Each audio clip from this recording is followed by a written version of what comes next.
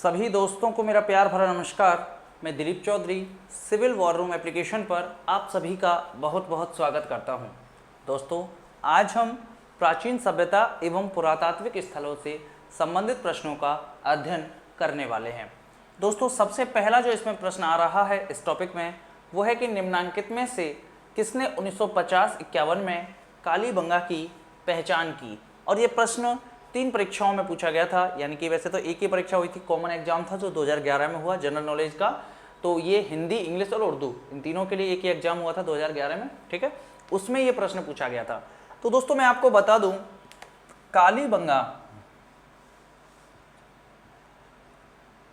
कालीबंगा यानी कि चूड़ी, यानी कि चूड़ियां, ठीक है। बैंगल्स बोलते हैं ना अंग्रेजी में, बंगा। तो बैंगल्स या बंगा किसको कहते हैं? चूड़ियां को। और काली का मतलब काले रंग की।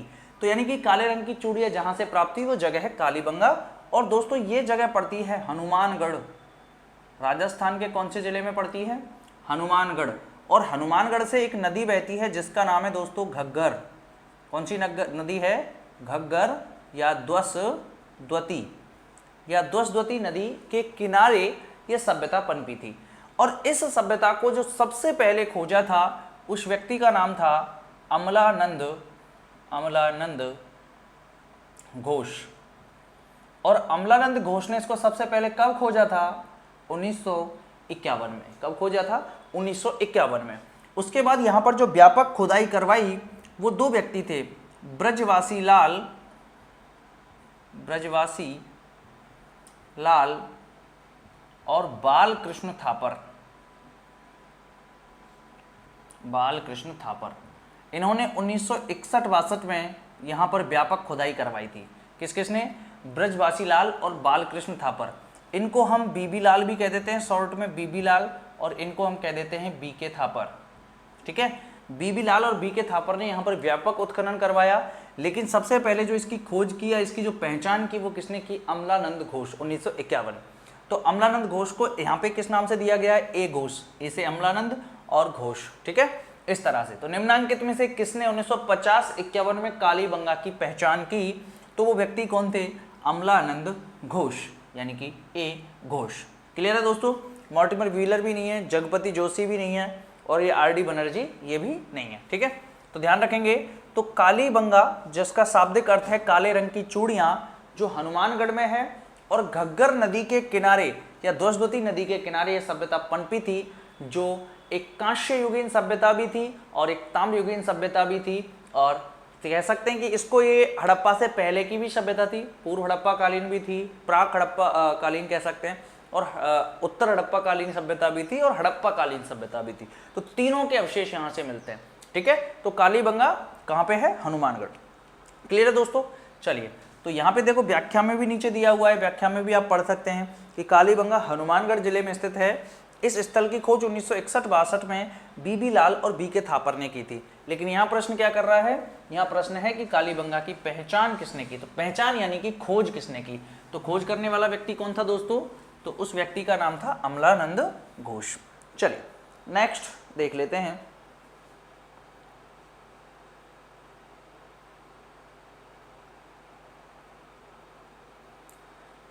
दूसरा प्रश्न है कि कालीबंगा कहाँ स्थित है। तो अभी मैंने थोड़ी देर पहले उसी प्रश्न में बताया था, पहले वाले में, कि कालीबंगा जो है वो हनुमानगढ़ में स्थित है।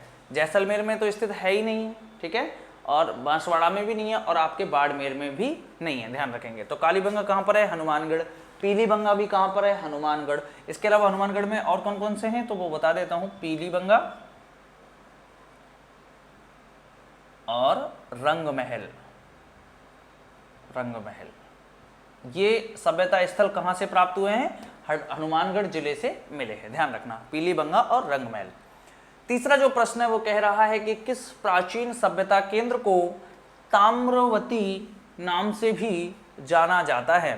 तो ऐसा कौन सा सभ्यता स्थल है जिसे हम ताम्रवती के नाम से जानते हैं, ठीक है। देखो क्या है ताम्रवती, यानी कि ताम्र का मतलब होता है दोस्तों तांबे से। ताम्र का आशय किससे है? ताम्र का आशय है तांबा, यानी कि जिस सभ्यता का तांबे से संबंध रहा है वह सभ्यता इसमें शामिल होगी। तो तांबे से संबंध 2 सभ्यताओं का रहा है। पहली है आहड़ और दूसरी है गणेश्वर। पहली आहड़ है और दूसरी क्या है, गणेश्वर है। गणेश्वर जो सभ्यता है यहां से तो तांबे का सर्वाधिक जो है, मैं कह सकता हूं कि सर्वाधिक जो उपकरण मिले हैं वो गणेश्वर से मिले हैं, तांबे के। ठीक है, गणेश्वर कहां पर है, सीकर में है। कौन सी नदी के किनारे है, तो कांतली नदी के किनारे है। कौन सी नदी के, कांतली नदी के किनारे है। दूसरी है आहड़ जो बनास नदी के किनारे है और ये उदयपुर में है। कौन सी नदी के किनारे है, बनास नदी के किनारे है, उदयपुर। इसे बनास संस्कृति या बनास सभ्यता भी कह देते हैं। ठीक है, तो जो गणेश्वर सभ्यता है यहां इस सभ्यता को तो ताम्रयुगीन सभ्यताओं की जननी कहते हैं दोस्तों। क्या कहते हैं, ताम्रयुगीन सभ्यताओं की जननी, जननी यानी कि माता। ठीक है, यानी कि ताम्रयुगीन सभ्यताओं की जो शुरुआत की थी वो कौन सी सभ्यता थी, वो गणेश्वर सभ्यता थी। आपको पता है तांबा जो सबसे ज्यादा निकलता है वो कहाँ से निकलता है, खेतड़ी से। और खेतड़ी कहाँ पड़ता है, झुंझुनू, जो किसके पास है, गणेश्वर सीकर के पास है। गणेश्वर नीम का थाना सीकर में है ना, उसके पड़ोस में क्या पड़ता है, खेतड़ी। तो यहाँ पर तांबे का जो सबसे ज्यादा उपयोग होता था वो सभ्यता थी गणेश्वर। दूसरी थी आहड़, यहाँ पर भी तांबे का उपयोग होता था, इसलिए इस सभ्यता को ताम्रवती नाम दिया, ताम्रवती। ठीक है, क्या नाम दिया, ताम्रवती। तो ताम्रवती के नाम से किसे जाना गया, आहड़ को। अच्छा, इसी प्रकार से एक प्रश्न और आपसे कर सकता है, और वो किस तरह से करेगा, वो आपसे कर सकता है कि ताम्र नगरी, 3 प्रश्न हो गए ताम्र से संबंधित। तो ताम्र नगरी अगर पूछे तो आपको जवाब देना है खेतड़ी। खेतड़ी कहां पर है, झुंझुनू। क्लियर है, खेतड़ी झुंझुनू को किस नाम से जाना जाता है, ताम्र नगरी के नाम से। ताम्रवती या ताम्रवती नगरी के नाम से अगर पूछे तो आहड़ है, और ताम्रयुगीन सभ्यताओं की यदि जननी आपसे पूछे तो वो गणेश्वर है। क्लियर है दोस्तों। तो तीसरा जो प्रश्न कह रहा है कि किस प्राचीन सभ्यता केंद्र को ताम्रवती के नाम से जाना जाता है, तो वो कौन सी हो गई, आहड़। ठीक है, कौन सी हो गई, आहड़। चलिए नेक्स्ट प्रश्न देखते हैं।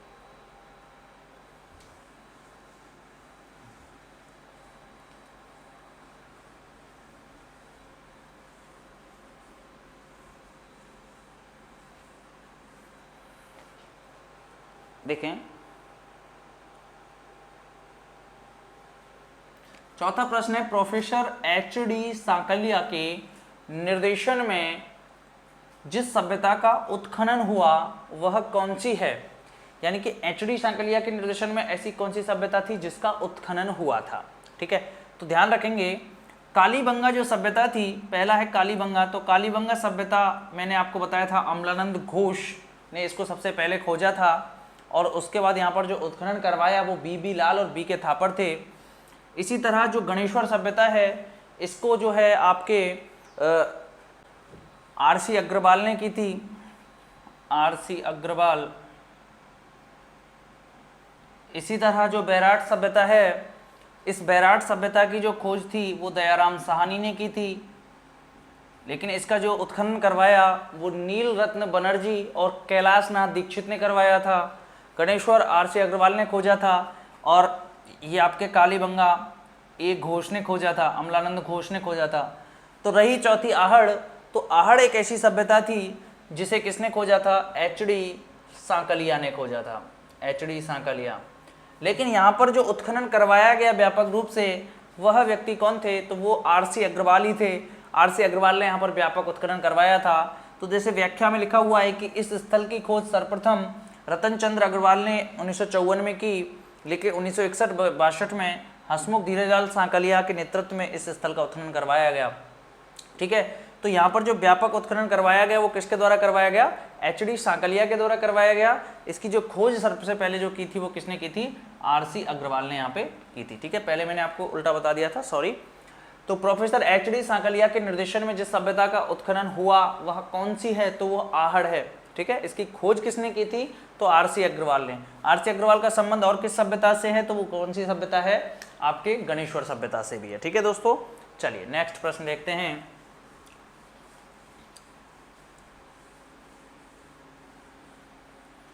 देखो दोस्तों, आपको क्या करना है, इस टॉपिक में जो है सबसे महत्वपूर्ण चीज़ है कि सब आपको जितने भी सभ्यता स्थल दिए जाएं उनकी लोकेशन आपको एक तो पता होना चाहिए। लोकेशन का मतलब है कि वो कहाँ पर है और वहाँ उस जगह पर कौन सी नदी बहती है, ठीक है। यानी कि देखो जितनी भी सभ्यताएं हैं वो किसी न किसी नदी के किनारे अवश्य हैं, तो आपको नदी का पता होना चाहिए और दूसरा किसका पता होना चाहिए, उसकी जगह कि वो कहाँ पर है, ठीक है।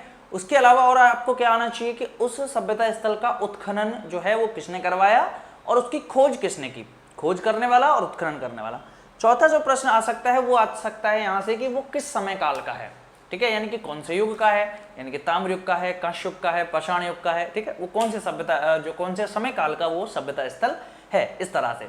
इसके अलावा फिर वहां से जो प्रश्न छटेंगे उसके बाद वो छटेंगे कि वो किस धर्म या संप्रदाय से संबंधित रहा था।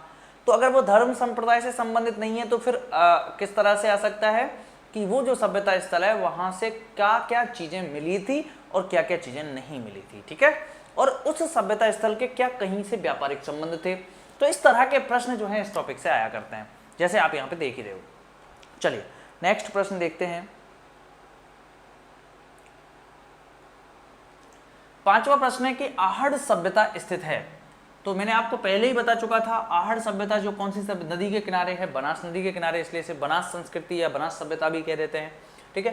तो यमुना तो है ही नहीं राजस्थान में, इधर चंबल है, तो चंबल अपने पूर्वी राजस्थान में बहती, सॉरी दक्षिण पूर्वी राजस्थान से और पूर्वी राजस्थान की तरफ आती है, तो यहाँ इसका कोई मेल नहीं है। और उदयपुर में है आहड़ और उदयपुर में ये चंबल नदी बहती नहीं है, ठीक है। इसी तरह बनास नदी है और लूणी पश्चिमी राजस्थान में बहती है, तो कौन सी नदी उत्तर दे रही है हमें, बनास नदी, ठीक है। अच्छा व्याख्या देख रहे हो, व्याख्या है उदयपुर से 3 किलोमीटर दूर बनास नदी के पास। देखो अच्छा इसका एक नाम और है धूलकोट। आहड़ सभ्यता को और किस नाम से जाना जाता है, धूलकोट के नाम से भी जाना जाता है, और इसको महासतिया भी कहते हैं, महासतिया भी कहते हैं, ध्यान रखना, महासतिया, धूलकोट और क्या कहते हैं ताम्रवती, ये सारे किसके नाम है, आहड़ सभ्यता के।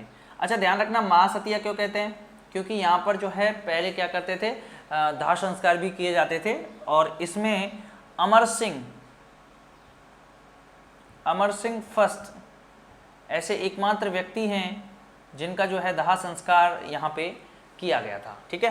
एकमात्र महाराणा थे मेवाड़ के जिनका दाह संस्कार कहाँ पे किया गया था, आपके आहड़ में किया गया था, महासतिया में किया गया था, ध्यान रखेंगे, ठीक है। तो यहाँ पे प्रश्न व्याख्या है कि उदयपुर से 3 किलोमीटर दूर बनास नदी के पास धूलकोट के नीचे आहड़ का पुराना कस्बा दबा हुआ था, जहां से ताम्रयुगीन सभ्यता प्राप्त हुई है, ठीक है, ताम्रयुगीन सभ्यता है ये, याद रखेंगे। चलिए नेक्स्ट, और क्या मिला है आहड़ से, बनाशियन बुल किसके, मतलब मिट्टी के बैल मिले थे जिन्हें बनाशियन बुल कहा जाता है, क्योंकि ये बनास सभ्यता के नाम से जानी जाती है, ठीक है। अच्छा छठवां प्रश्न है कि बनास संस्कृति निम्नांकित में से किस स्थल से संबंधित है। तो अभी आपको मैंने बताया था जो आहड़ है उसे ही हम किस नाम से जानते हैं, बनास संस्कृति के नाम से जानते हैं, ठीक है। कालीबंगा घग्गर नदी के किनारे है, बैराठ जो है ये आपके बाणगंगा नदी के किनारे है, बाणगंगा, और जो गणेश्वर है ये कौन सी नदी के किनारे है, कांतली, ये आपके कांतली नदी के किनारे, ठीक है। और कालीबंगा घग्गर, और आहड़ किसके किनारे है, बनास के किनारे, इसलिए से हमें किस नाम से जानते हैं, बनास संस्कृति के नाम से जानते हैं। अगला जो प्रश्न है वो है कि आहड़ सभ्यता के लोग किस खाद्य पदार्थ से अच्छी प्रकार से परिचित थे, यानी कि ऐसा कौन सा खाद्य पदार्थ था जिसे आहड़ के लोग अच्छी तरह से जानते थे, ठीक है, ध्यान रखेंगे।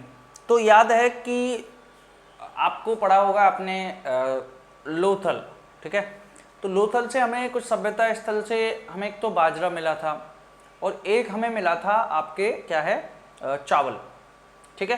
तो बाजरा और चावल, इसके अलावा एक जगह थी हड़प्पा से हमें गेहूं मिला था, ठीक है, गेहूं मिला था। मक्का तो ये उस टाइम प्रचलित सब फसलों में से नहीं थी। तो 3 तो थी, गेहूं, चावल और बाजरा। लेकिन उससे पहले, हड़प्पा से पहले का टाइम था आहड़, ठीक है, याद रखना, क्योंकि हड़प्पा सभ्यता से पहले आई थी ये ताम्रयुगीन सभ्यता थी, और ताम्र के बाद आई थी कांस्ययुगीन, और कांस्ययुगीन के बाद आई थी लौहयुगीन। देखो ऐसे इस प्रकार से सभ्यताएं आई थी, मैं आपको समझा देता हूं। सबसे पहली थी पाषाणकालीन। इस पाषाण काल को भी हम 3 भागों में बांटते हैं, ठीक है, ध्यान रखना, थोड़ा सा मैं समझा देता हूं, पूरा अच्छी तरह से समझ लो। पहला था पुरापाषाण, दूसरा था मध्यपाषाण, और तीसरा था नवपाषाण।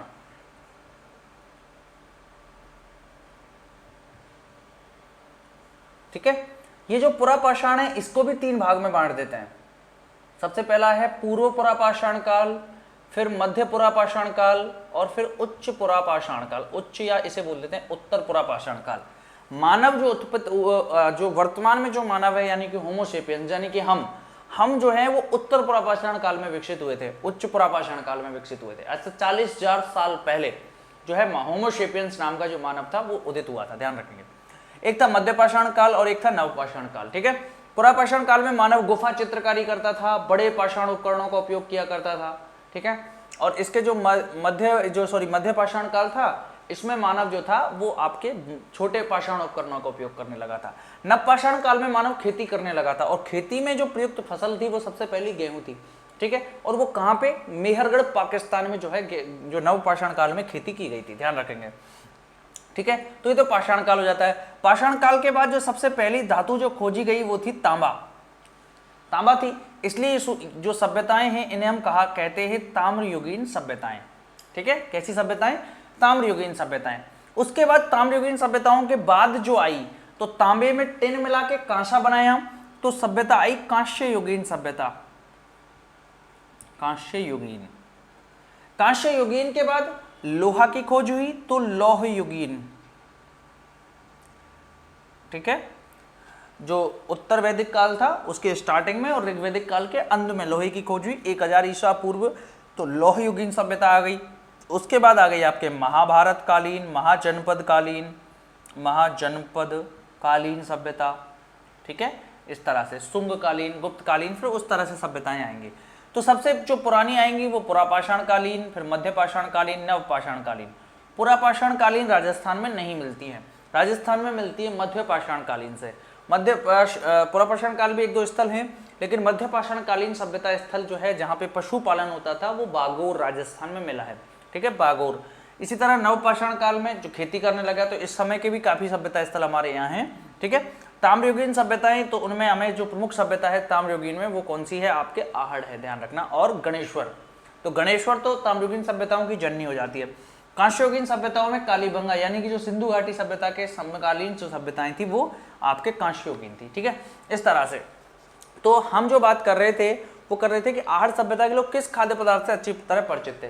तो देखो आज का जो टाइम है वो आज का टाइम तो ये है कि जो भूमध्य रेखा से उत्तर में अपन चलते हैं तो ठंड बढ़ती जाती है। ठीक है, और उसके नीचे चलते तो गर्मी बढ़ती जाती है। लेकिन जो फसलें हैं उस टाइम पे, आज के टाइम पे तो क्या है कि फसलें जो हैं उनमें इस तरह के जीन उत्पन्न कर दिए गए, संकरण द्वारा या हाइब्रिड जो कह सकते हैं, हाइब्रिड फसलें चल रही हैं। तो हाइब्रिड फसल ऐसी हैं जो किसी भी क्षेत्र में आसानी से उग सकती हैं। ठीक है, तो उन्हें उस हिसाब से वातानुकूलित जो वातावरण है उसके हिसाब से उनको मॉडिफाइड किया गया है।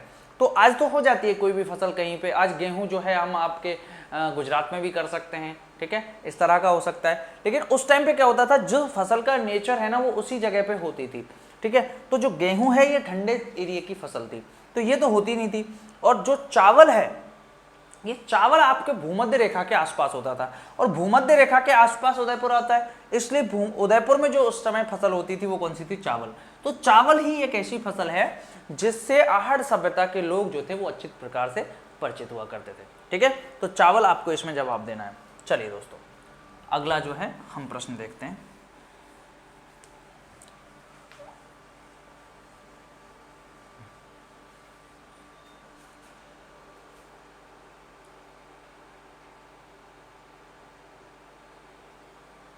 अगला है कि गणेश्वर सभ्यता के अवशेष चिन्ह उपस्थित हैं, यानी कि गणेश्वर सभ्यता के अवशेष चिन्ह कहां पर हैं। ठीक है, तो आपको पता है कि गणेश्वर जो सभ्यता थी वो आपके कहां थी, सीकर में, मैंने आपको बता दिया था, कांटली नदी के किनारे थी। और व्याख्या कह रहा है कि प्राक हड़प्पा कालीन एवं ताम्रयुगीन यह स्थल सीकर जिले के नीमका थाना तहसील में कांटली नदी के उद्गम स्थल पर स्थित है। देखो दोस्तों, आपको मैं क्लियर करता हूं। सबसे पहले इसमें यह कह रहा है कि प्राक हड़प्पा कालीन यानी कि हड़प्पा कालीन से पहले, हड़प्पा कालीन, तो हड़प्पा जो सभ्यता थी जिसे हम सिंधु घाटी सभ्यता कहते हैं, ये एक कांस्ययुगीन सभ्यता थी। और मैंने अभी आपको बताया था कि कांस्ययुगीन सभ्यता से पहले आता है ताम्रयुगीन। ठीक है, तो इसलिए इसको क्या कह सकते हैं हम, प्राक कांस्य युगीन यानी कि पूर्व कांस्य युगीन, तो ताम्र युगीन को पूर्व कांस्य युगीन कह सकते हैं, या प्राक हड़प्पा कालीन, प्राक का मतलब होता है पहले, ठीक है, तो हड़प्पा काल से पहले जो युग था वो कौन सा था, ताम्र युगीन। तो प्राक हड़प्पा कालीन एवं ताम्र युगीन सभ्यता स्थल है कौन सा, गणेश्वर। क्लियर है, कोई दिक्कत ही नहीं होनी चाहिए। चलिए नेक्स्ट देखते हैं। अगला जो प्रश्न है वो है कि गणेश्वर सभ्यता का संबंध किस नदी से है, तो फिर वही प्रश्न आ रहा है, तो ये कांतली नदी के किनारे, ठीक है। तो आप देख रहे हो कि या तो क्या कर रहा है वो कि उसका सभ्यता स्थल पूछ रहा है, या उसकी लोकेशन पूछ रहा है ना, इस तरह से कर रहा है, या उसकी नदी पूछ रहा है ना, या उसका सब खोजकर्ता पूछ रहा है, या किस जगह से कौन सी चीज मिली या नहीं मिली, उस तरह का प्रश्न। तो मैंने आपको बता दिया था पहले, उसी तरह के प्रश्न यहाँ पे आने वाले। तो गणेश्वर सभ्यता का संबंध किस नदी से है, तो वो कांतली नदी ऐसी है जिससे गणेश्वर सभ्यता का जो है संबंध है, ठीक है। अगला प्रश्न है कि प्राचीन गणेश्वर सभ्यता के अवशेष प्राप्त हुए हैं, तो गणेश्वर सभ्यता के अवशेष कहाँ से प्राप्त हुए हैं, तो सीकर में कौन सी जगह है, नीम का थाना, ठीक है, तो नीम का थाना सीकर से प्राप्त हुए हैं, ठीक है। तो जनरल प्रश्न है ये, तो कोई दिक्कत ही नहीं है, इनको तो आप आसानी से सॉल्व कर सकते हैं। चलिए अगला देखते हैं।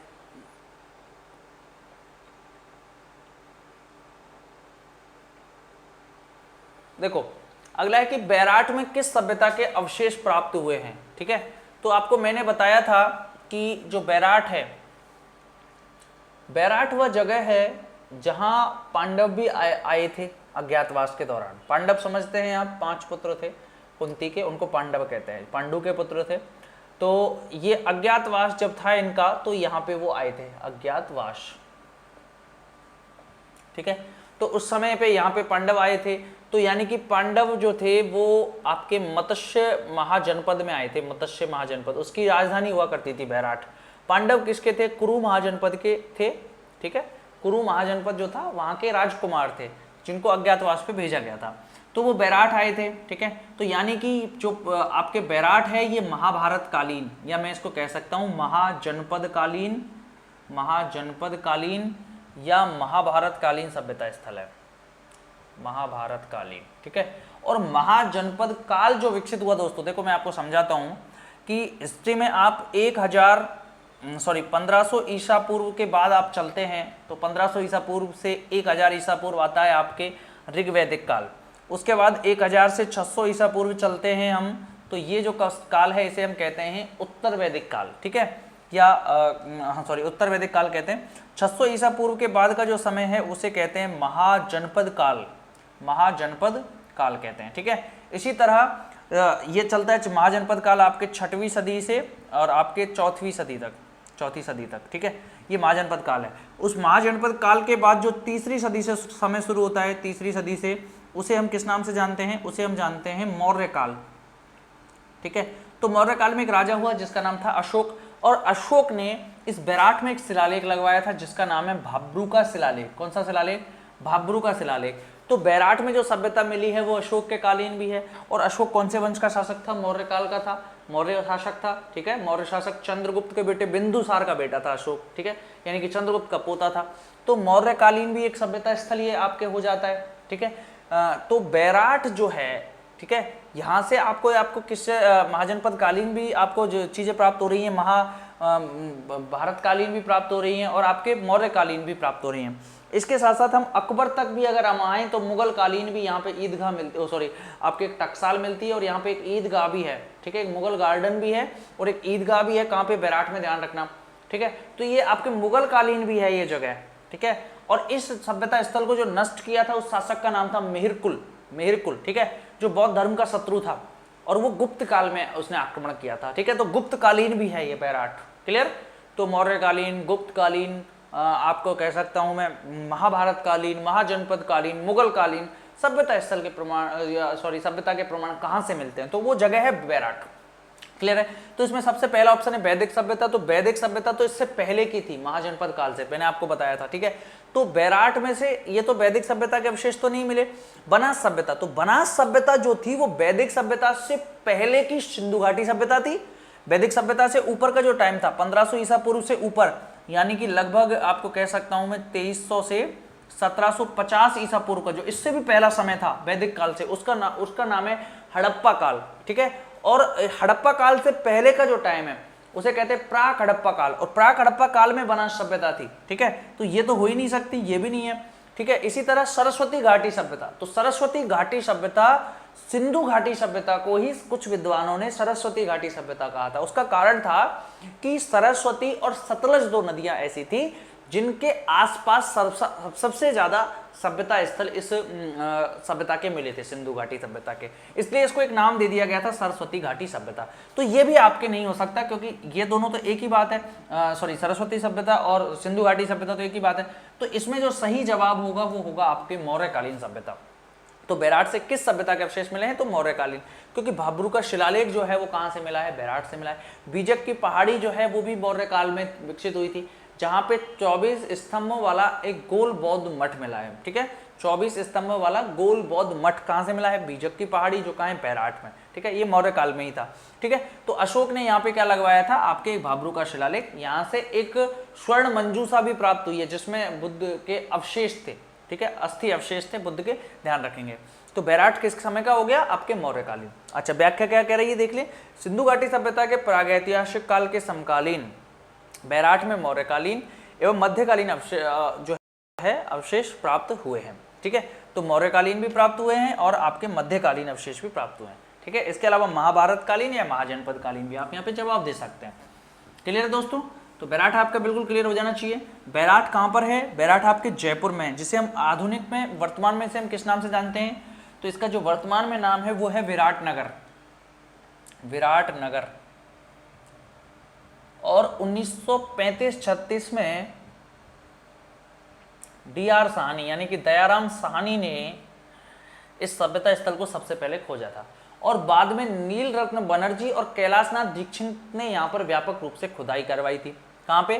बेराट में। ध्यान रखना कहाँ पे है? विराटनगर, यानी कि विराटनगर कहाँ पे है? जयपुर। प्राचीन मत्स्य महाजनपद की राजधानी हुआ करती थी और वर्तमान में जयपुर जिले में है, ठीक है। और यहाँ पे जो नदी है वो कौन सी है? बाणगंगा नदी, ठीक है। अवशेष कौन कौन से मिलते हैं? तो अभी मैंने आपको कई अच्छी तरह से बता चुका हूँ कि कौन कौन से सभ्यता काल के यहाँ से अवशेष आपको मिलते हैं, ठीक है। चलिए नेक्स्ट देखते हैं। देखिए दोस्तों, अगला जो प्रश्न है वो कह रहा है कि राजस्थान में अशोक का अभिलेख कहाँ से प्राप्त हुआ है, ठीक है। ऐसी कौन सी जगह है जहाँ से राजस्थान में अशोक का अभिलेख जो है वो प्राप्त हुआ है? तो अभी मैंने आपको बताया था अशोक का राजस्थान से जो शिलालेख मिला है उसका नाम है भाब्रू का शिलालेख, भाब्रू का शिलालेख। कैप्टन बर्ट ने इसको खोजा था। कहां से खोजा था? आपके बेराट से खोजा था। जब हम भीम की डूंगरी की तरफ चलते हैं तो उससे पहले ये जगह पड़ती है, आज भी आप जाके यहाँ पे इसको देख सकते हैं, ठीक है। कैप्टन बर्ट ने इसको खोजा था और इस शिलाखंड को काटकर, इस शिलाखंड को वो काट करके कहाँ लेके जा रहा था? आपके इंग्लैंड लेके जा रहा था, लेकिन रास्ते में ही इसको जो है समुद्र में फेंक दिया था, ठीक है। बर्बाद। अब ये जो वर्तमान में जो है ये भाब्रू का शिलालेख कलकत्ता संग्रहालय में रखा हुआ है, कलकत्ता संग्रहालय में, ठीक है। भाब्रू वहां पे एक गांव है छोटा सा, तो इसलिए इसका नाम क्या पड़ गया? भाब्रू का शिलालेख। क्लियर? अच्छा, तो यहाँ पे आपके क्या है? बेराट, बेराट से ही अशोक का शिलालेख प्राप्त हुआ है। अगला है कि बेराट प्राचीन काल में राजधानी थी। तो मैंने आपको बताया था कि ये मत्स्य महाजनपद की राजधानी हुआ करती थी, ठीक है। यहाँ पे मत्स्य महाजनपद था और उसकी राजधानी थी बेराट या विराटनगर। अगला प्रश्न हम देख लेते हैं दोस्तों। अच्छा, इसमें व्याख्या और देख लेते हैं थोड़ी सी। व्याख्या क्या कह रही है कि प्राचीन मत्स्य जनपद की राजधानी विराटनगर, वर्तमान में बेराट, जहाँ से बीजक की पहाड़ी, भीम की डूंगरी तथा महादेव की जी की डूंगरी आदि स्थानों पर उत्खनन कार्य किया गया है। यह सभ्यता बाणगंगा नदी के मुहाने पर विकसित हुई थी, ठीक है। चलो अगला देख लेते हैं। 14वां प्रश्न है कि मत्स्य जनपद की राजधानी थी। तो मत्स्य जनपद की राजधानी तो मैं आपको पहले ही बता चुका हूँ, विराटनगर थी, ठीक है। अच्छा, इसमें एक चंपा दिया हुआ है, चंपा। तो चंपा अंग महाजनपद की राजधानी थी। अंग, अंग राजकर्ण आपने सुना होगा, ठीक है। तो अंग की राजधानी थी चंपा। और ध्यान रखना ये चंपा एक नदी भी थी, चंपा नदी थी। इसके इधर था मगध और उधर था अंग, इसलिए अब देखो अंग और मगध के बीच में कौन? चंपा। और चंपा के लिए अंग और मगध दोनों में क्या था? संघर्ष, ठीक है। ये चंपा हमेशा संघर्ष करवाती हैं। तो अंग और मगध के बीच क्या था? चंपा नदी थी और इसकी राजधानी भी थी चंपा, ठीक है, अंग की, याद रखना। बाद में मगध ने अंग और चंपा दोनों पर कब्जा कर लिया। ठीक है, कोई दिक्कत तो नहीं है आपको।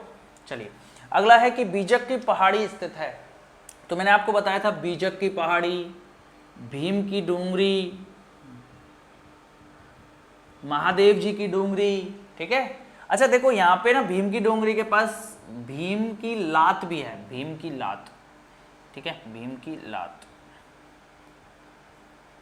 क्या है? भीम की लात की होता क्या है कि द्रौपदी को प्यास लगती है और पानी इनको था नहीं, तो भीम ने जोर से पैर मारा शिला पर, तो शिला जो है वो नीचे बैठ गई और वहां से क्या निकलने लग, उसमें क्या भर गया? पानी। ठीक है, आज भी आप देखोगे तो ये जगह आपको मिलेगी। ठीक है, जहां पे भीम ने अपना पैर मारा और वहां पे आज भी पानी भरा हुआ है। ठीक है, तो बीजक की पहाड़ी स्थित है, कहां पर है? तो ये सारी जो जगह है वो कहां पे मिली? आपके बैराठ में मिली, तो विराट नगर या बैराठ एक ही बात है। ठीक है, अगला जो प्रश्न है वो देखते हैं दोस्तों। समझ आ रहा होगा दोस्तों, मुझे उम्मीद है आपसे। बाकी पढ़ते रहिए आगे, कंटिन्यू। देखें, राजस्थान में बौद्ध संस्कृति के अवशेष कहाँ मिले हैं? तो आपको मैंने बताया था बौद्ध, अशोक जो थे वो बौद्ध धर्म के संरक्षक के रूप में जाने जाते हैं। ठीक है, और बौद्ध धर्म जो है, देखो जैसे घोषुंडा है, तो घोषुंडा चित्तौड़गढ़ में है और यहाँ से भागवत धर्म के वो हैं प्रमाण मिलते हैं।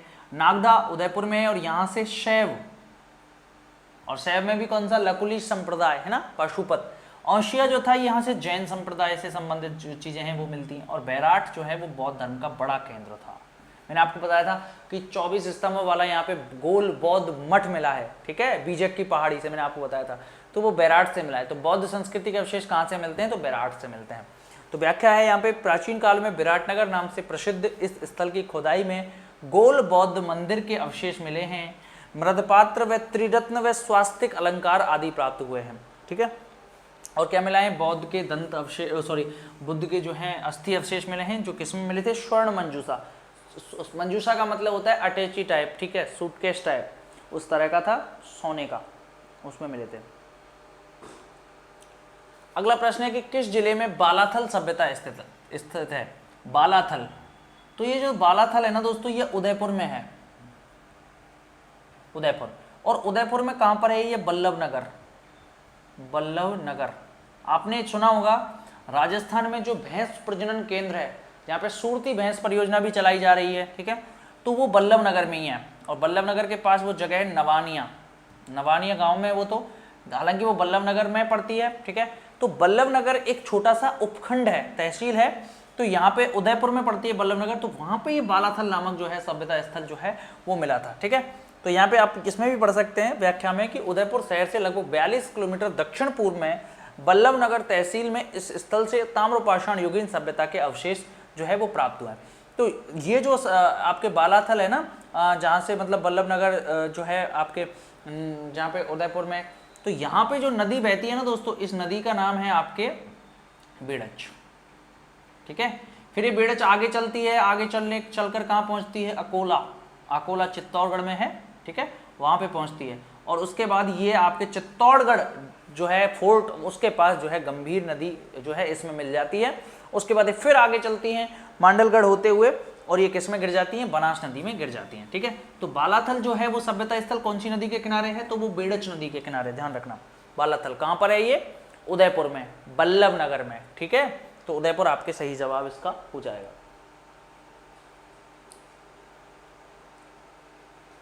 अगला प्रश्न है कि कालीबंगा प्रथम के नाम से किस सभ्यता को जाना जाता है?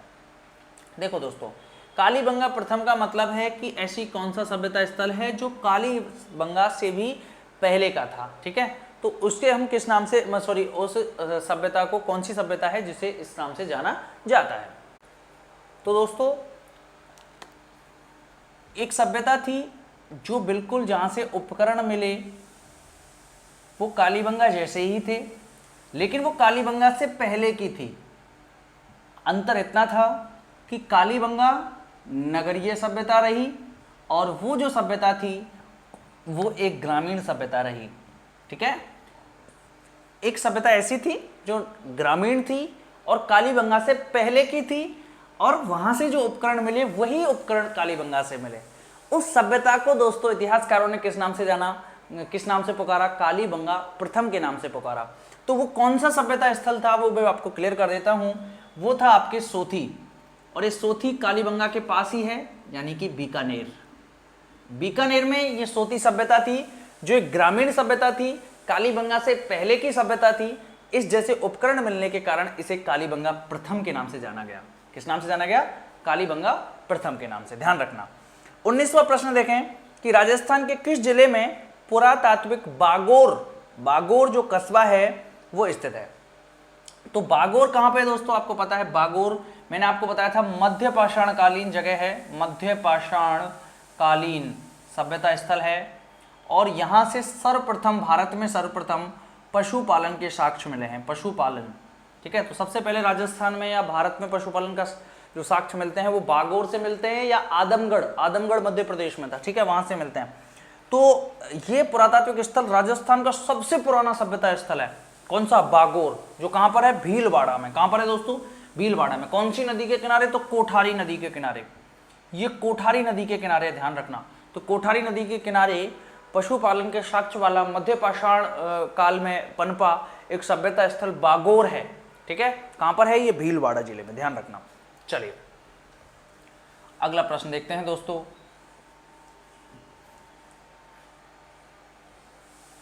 देखिए,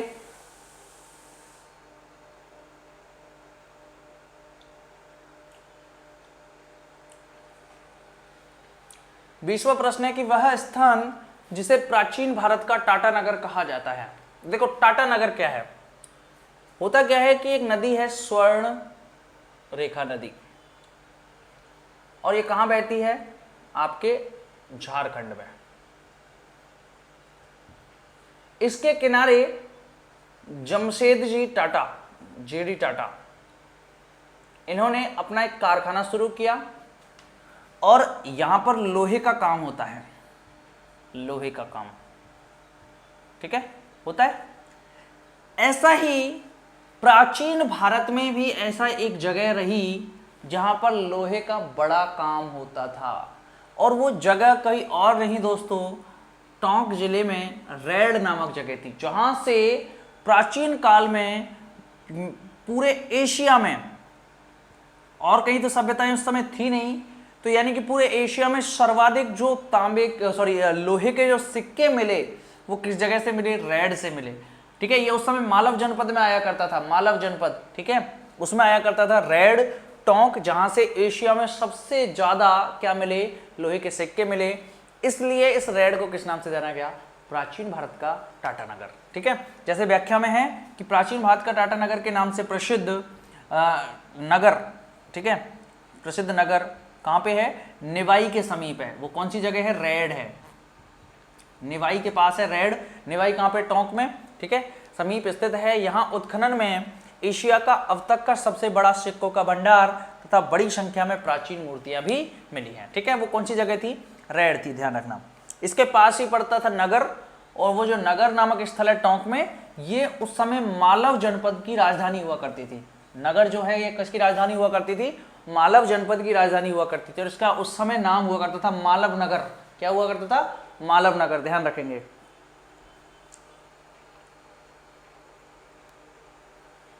अगला प्रश्न है कि किस पुरातात्विक स्थल को पूर्व में मालव नगर कहते थे, यानी कि पहले मालव नगर कहते थे। तो अभी मैंने बताया था कि टोंक में जो नगर नामक जगह है इसे मालव नगर कहते थे। ये मालव जनपद की राजधानी हुआ करती थी, और इसके जो सिक्के बनते थे वो कहाँ बनते थे? इस रेड में बनते थे, और उस समय जो लोहे के सिक्के थे वो प्रचलन में थे, इसलिए रेड को प्राचीन भारत का टाटा नगर कहते थे। क्लियर? तो मालव नगर तो नगर है, लेकिन टाटा नगर कौन सा है? रेड, टोंक, ठीक है दोस्तों। चलिए, तो व्याख्या है कि उनियारा देखो बूंदी में पड़ता है, ध्यान रखना। उनियारा बूंदी कस्बे के यानी कि बूंदी में पास स्थित स्थल, जिसका प्राचीन नाम मालव नगर था। यहाँ बड़ी संख्या में आहत मुद्राएं एवं मालव सिक्के प्राप्त हुए। आहत समझते हो? सबसे पहले जो मुद्राएं प्रचलन में आई थी उनका नाम था आहत मुद्राएं, ठीक है। आहत का मतलब होता है कि किसी को प्रेस करना, प्रेस का मतलब समझते हो? दबाना, ठीक है। तो क्या होता था पहले कि एक लोहे के बड़े, या फिर कह सकते पाषाण के जो बड़े उपकरण होते थे, उनके द्वारा किसी सोने, चांदी या लोहे या किसी और चीज को दबाया जाता था, और उससे जिस प्रकार की आकृति बन जाती थी उसे एक सिक्के का रूप दे देते थे, ठीक है। तो वो आहत सिक्के कहलाते थे, और प्राचीन समय में आहत सिक्के ही चलते थे। ठीक है। इनको गधैया सिक्के भी कहते थे। किस नाम से जानते थे इनको? गधैया सिक्के, ध्यान रखना, क्योंकि इनका आकार नहीं होता था ना फिक्स कोई। चलिए अगला प्रश्न है 22वां कि बैराठ स्थित पहाड़ी जहां बौद्ध विहार के अवशेष मिले हैं उसे जाना जाता है। तो बैराठ में ऐसी कौन सी पहाड़ी है जहां से बौद्ध विहार के अवशेष मिले हैं? तो मैं आपको पहले ही बता चुका हूं, बीजक की पहाड़ी है, बुद्धा पहाड़ी तो नहीं है, अशोक की पहाड़ी कोई नहीं है, विराट की पहाड़ी कोई नहीं है, ये केवल बीजक की पहाड़ी है। ठीक है, जहाँ से आपको मैंने बताया था गोल बौद्ध मठ मिला है। ठीक है, और यहाँ से आपके जो है बौद्ध कालीन संस्कृति जो है कह सकते हैं अपन मिली है। 23वां प्रश्न है आहड़ संस्कृति के अवशेष कहाँ से मिले हैं? तो आपको पता है आहड़ संस्कृति के अवशेष कहाँ से मिले हैं?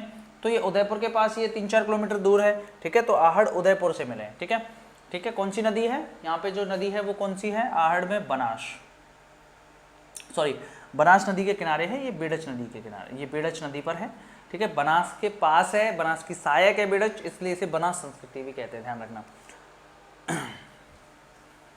आहड़, इसके अलावा बालाथल, ये दोनों जो है वो बेड़च नदी के किनारे ही हैं। आहड़, वो सॉरी मैंने आपको पहले जो है बनास बता दिया था, वो गड़बड़ हो गई, क्योंकि बनास की सहायक है बेड़च, इसलिए इसे हम बनास संस्कृति कहते हैं। चलिए दोस्तों अगला जो प्रश्न है वो है कि निम्नांकित में से कौन सा कथन सही है? ठीक है, तो कौन सा कथन सही है वो देखिए आप। पहला है गणेश्वर एक उत्खनन स्थल नहीं है। तो भाई गणेश्वर तो एक उत्खनन स्थल है, और इसकी उत्खनन किसने करवाया था? रतन चंद्र अग्रवाल ने करवाया था। सीकर में है, निमका थाना में है, कातली नदी के किनारे है। ठीक है, और यहाँ से मछली पकड़ने का कांटा भी मिला था। ठीक है, और कह सकते हैं तांबे के बहुत ज़्यादा उपकरण यहाँ से मिले थे। दूसरा है बैराठ एक ग्राम्य संस्कृति केंद्र था। तो दोस्तों बैराठ एक ग्राम में नहीं था, बैराठ तो राजधानी हुआ करती थी महाजनपद कालीन। और मैं आपको देखो बताता हूँ, भारत का जो नगरीकरण की अगर मैं बात करूँ, भारत में नगरीकरण, तो भारत में जो प्रथम नगरीकरण हुआ उसे कहा जाता है सिंधु सभ्यता काल। ये तो दुनिया का पहला नगरीकरण था। सिंधु सभ्यता या हड़प्पा सभ्यता का जो काल था उसे दुनिया या भारत का पहला नगरीकरण कहते हैं। और जो भारत का दूसरा नगरीकरण था वो था महाजनपद काल। महाजनपद काल जो था उसे हम भारत के द्वितीय नगरीकरण के नाम से जानते हैं। ठीक है, तो बैराठ एक महाजनपद की राजधानी हुआ करती थी, विराटनगर जो है या बैराठ है। तो यहाँ पर जो संस्कृति है वो कैसी मिलेगी? नगरीय मिलेगी। तो यहाँ पर ग्राम्य संस्कृति तो हो नहीं सकती। ठीक है, तो ये भी सही नहीं है, तो गणेश्वर भी सही नहीं है। तीसरा ऑप्शन है कि कालीबंगा लौह युगीन संस्कृति के एक उदाहरण है। तो कालीबंगा का जो समय काल है वो प्राक हड़प्पा कालीन भी है, हड़प्पा कालीन भी है। ठीक है, तो इसलिए हम कह सकते हैं कि लौह युगीन तो यहाँ से उपकरण आपके नहीं मिलेंगे, क्योंकि लोहे की खोज 1000 ईस्वी में हुई और ये सिंधु घाटी सभ्यता के समकालीन है। तो यहाँ कांसे के और तांबे के उपकरण तो मिले हैं, लेकिन लोहे के नहीं मिले हैं, तो इसलिए ये कालीबंगा लौह युगीन संस्कृति का उदाहरण है, तो बिल्कुल नहीं है। चौथा है कि आहड़ वासियों का महत्वपूर्ण व्यवसाय अयस्क तांबे को गलाना और तांबे की वस्तुएं बनाना था। ये बिल्कुल सही है, क्योंकि यहाँ से तांबे को गलाने की भट्टियां भी मिली हैं। तांबे को गलाने की भट्टियां कहाँ से मिली हैं? आपके आहड़ से मिली हैं। ठीक है, इसलिए इसे हम किस नाम से जानते हैं? ताम्रवती के नाम से भी जानते हैं। आहड़ को ध्यान रखना। तो ये बिल्कुल सही है इसका जो चौथा ऑप्शन है। ठीक है, तो पहला भी गलत है, दूसरा भी गलत है, तीसरा भी गलत है, चौथा वाला बिल्कुल सही है। तो इसका कथन सही कौन सा है? तो चौथा वाला। अगला देखिए दोस्तों, 25वां प्रश्न है कि निम्न में से किस स्थान पर राजस्थान में सबसे प्राचीन सभ्यता के अवशेष पाए गए हैं? तो ऐसा कौन सी जगह है राजस्थान में जहां से प्राचीन सभ्यता के अवशेष पाए गए हैं? ठीक है, तो तिलवाड़ा, बालोतरा, आहूर और कालीबंगा, ये 4 जगह हैं। तो दोस्तों देखो, तिलवाड़ा जो है ये बाद का समय में आई थी, बालोतरा में कोई सभ्यता थी नहीं। तो जो कालीबंगा है यही हमारे राजस्थान की सबसे प्राचीन जो है सभ्यता के अवशेष यहाँ से मिले हैं। ठीक है, तो इसमें कालीबंगा आप कर देंगे। अच्छा, 26वां प्रश्न है कि निम्नांकित में से किस इतिहासवेत्ता ने कालीबंगा को सिंधु घाटी साम्राज्य की तीसरी राजधानी बताया? देखो, सिंधु घाटी जो सभ्यता थी उसकी 2 राजधानियां थी, सिंधु घाटी सभ्यता, और उस विद्वान का नाम था पिग्गट, स्टुअर्ट पिग्गट। स्टुअर्ट पिग्गट ने ये 2 राजधानियां बताई थी, पहली थी हड़प्पा और दूसरी थी मोहनजोदड़ो। ठीक है, ये 2 जगह बताई थी किसने? स्टुअर्ट पिग्गट ने, पहली हड़प्पा और दूसरी मोहनजोदड़ो। ठीक है, इस तरह से इसने बताई थी। तो तीसरी जो राजधानी बताई थी वो दशरथ शर्मा ने बताई थी। दशरथ शर्मा ने इस सिंधु घाटी सभ्यता की तीसरी राजधानी किसको बताया था? कालीबंगा को बताया था, कालीबंगा। ठीक है। यहाँ प्रश्न कर रहा है कि इतिहास वेत्ता ने कालीबंगा को सिंधु घाटी सभ्यता की तीसरी राजधानी बताया है। तो पहले हैं गौरीशंकर हीरानंद ओछा, तो ये बिल्कुल नहीं है। श्यामल दास भी नहीं है। दशरथ शर्मा बिल्कुल सही है, ठीक है। दयाराम साहनी भी नहीं है। तो दशरथ शर्मा ने जो है इसको बताया था। दयाराम साहनी ने तो सिंधु घाटी हड़प्पा सभ्यता नाम दिया था सिंधु घाटी सभ्यता को, ठीक है, ध्यान रखेंगे। चलिए